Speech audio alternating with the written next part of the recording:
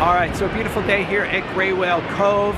I usually have this place to myself, but today there's some sort of senior cut day, I think.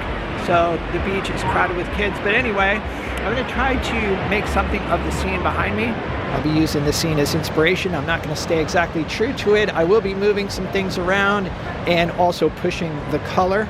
All right, I've done some burnt sienna with odorless mineral spirits. Just gonna quickly sketch out the big shapes here. I think I'll have the horizon about here. And there's some greenery in the foreground here. There's a cypress shrub on this side and another cypress shrub over here. You can actually see some of the beach. So I'm gonna put the water line here. And there are a few rocks in the water as well. All right, so there is the sketch. I decided to put a fog bank on the horizon to draw the eye out into the distance. I'm also going to put a wave out in the water here. All right, I've got a mixture of ultramarine blue and quinacridone magenta, and I'm mapping out the shadow shapes. I am squinting at the scene and just breaking down the scene into shapes of light and dark. This will all be shadow, and there's another shrub in front of it that has a portion of shadow on it as well. I'm keeping the mix thin so I can work quickly, but also so I can cover this paint with whatever color I decide to use. There's a shadow on the cliffs here. And I'm starting out by drawing the shapes that I'm seeing. But once I get the shapes blocked in, if I don't like the shapes, if they seem awkward or I don't like them for any reason, then I will change them.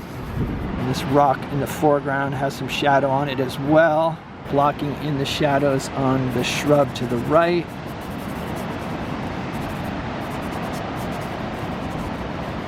I'm also trying to work quickly so I don't overthink the shapes.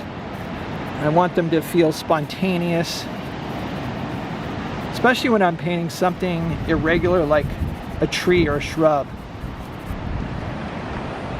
I've added some titanium white and burnt sienna to my purple mix for the dark rocks along the water line. These rocks are almost as dark as the shadows.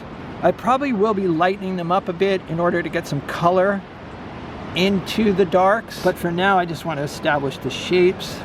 There's some grass here in the foreground. I think I'm going to break this up into light and shadow as well. So I'll have the bottom be in shadow, something like this. I might have the shadow shape over on this side broken up a little bit, maybe some grass coming up like this. All right, so at this point I've broken down the composition into light and dark. I'm going to start blocking in the light colors. For the sky, I'm starting with a mix of ultramarine blue, phthalo blue, and titanium white, and I'm using a number 8 natural bristle flat to scrub in the color.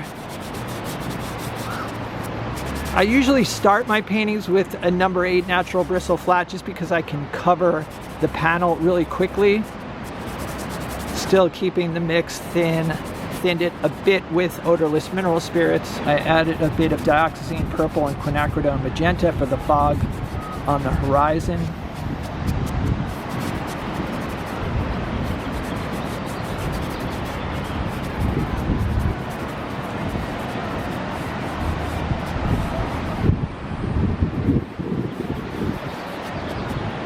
For the water, I'm starting with a mixture of titanium white, phthalo blue, and a touch of Indian yellow.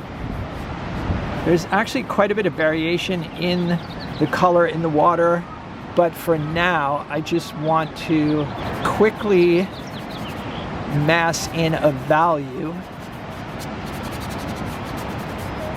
I also want to establish the whitewater pattern as well.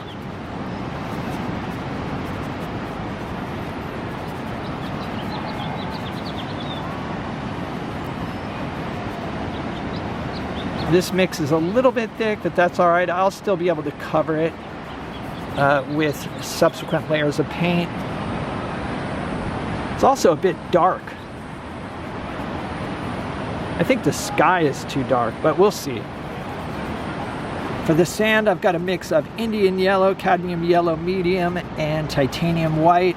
I also added a bit of cadmium red into the mix because it was leaning a little bit too much towards green. It looks a bit dark, so I've added some titanium white tinted with cadmium yellow medium. I'll be further adjusting the sand color, but I do want to get the value fairly close at this point if I can. I want to make sure that the value of the sand is dark enough that the white water stands out against it. For the wet sand, I'm directly mixing in a purple mixture that I made using quinacridone magenta and ultramarine blue. And I'm also adding a bit of burnt sienna to the mix as well. I think that's pretty close, although, again, I'm going to try to go for a bit more saturation in the final painting. Most of the top of this cliff here is covered with some sort of green plant. So I'm going to start with that color.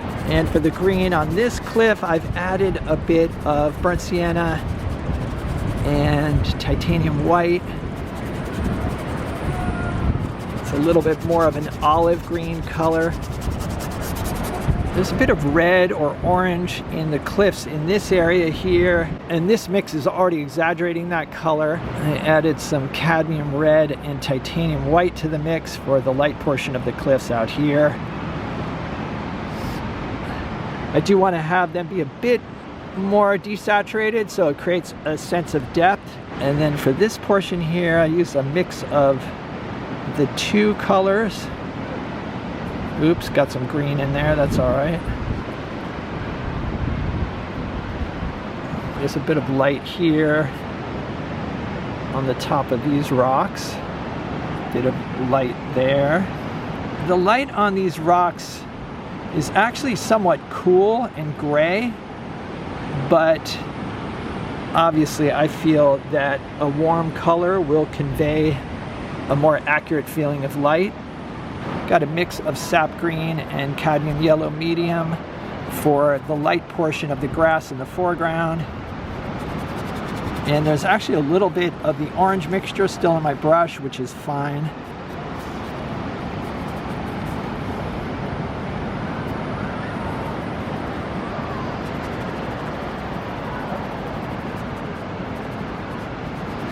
And there's some more of this color over here.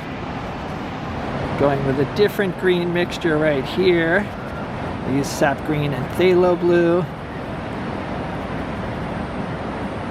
Now that I'm putting color on here, I can see how light my shadow shapes actually are.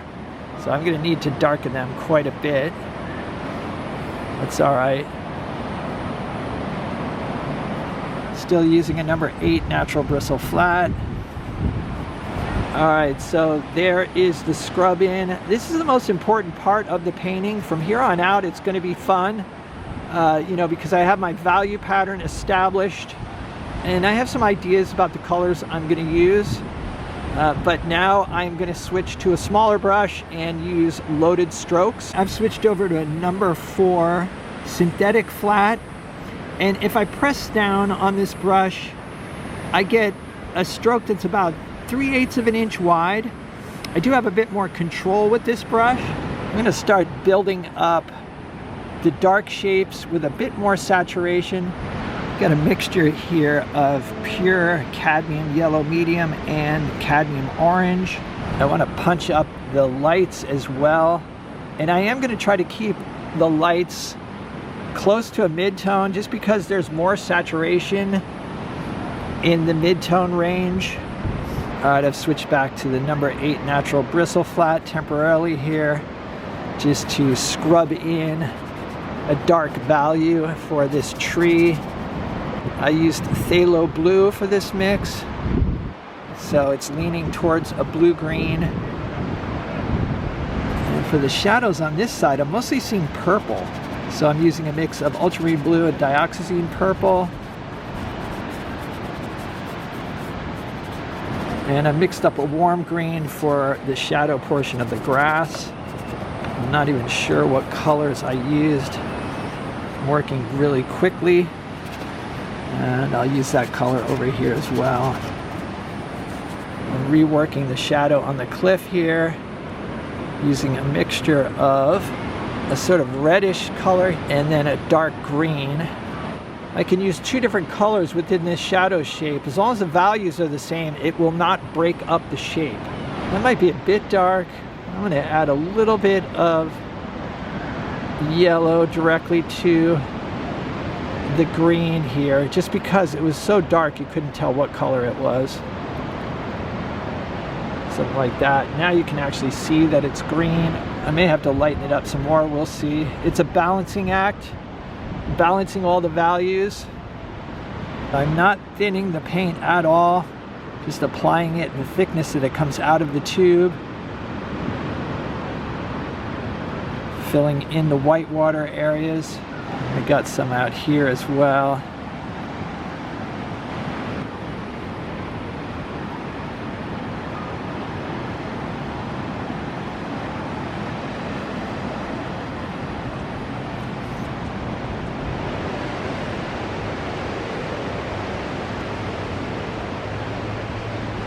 All right, so here's what I finished up with. This painting took just over 2 hours to complete. It was finished on site. There's some things that worked in this painting and then a few things that I think need to be resolved. I do like the way the water turned out and also the beach portion here, in particular the wet sand. That's always a challenging color for me to mix. I want to show a close-up of the water here. I just like the paint application. There are areas of thick and thin, and then also a variety of colors as well. Overall, I do like the composition. I like the arrangement of shapes in the foreground, but I'm contemplating simplifying the shapes in these cliffs. I may also lighten the value a bit on the light portions of the cypress in the foreground. I think what happened on the cliffs was I got a bit carried away with the smaller brush. Again, I've mentioned this before, but that's one of the risks of using a smaller brush, is that it allows you to break up the big shapes. I do like that brush, but I've got to be careful not to break up the big shapes, and I think that's what happened. So anyway, just something to keep in mind. I know I've mentioned that before. Anyway, I hope you guys enjoyed this video. Let me know what you think in the comments. If you'd like to see some extra videos and help support the channel, so Patreon link down below. There's also a PayPal tip jar down below, so check it out. Other than that, stay creative. I'll see you guys in the next video.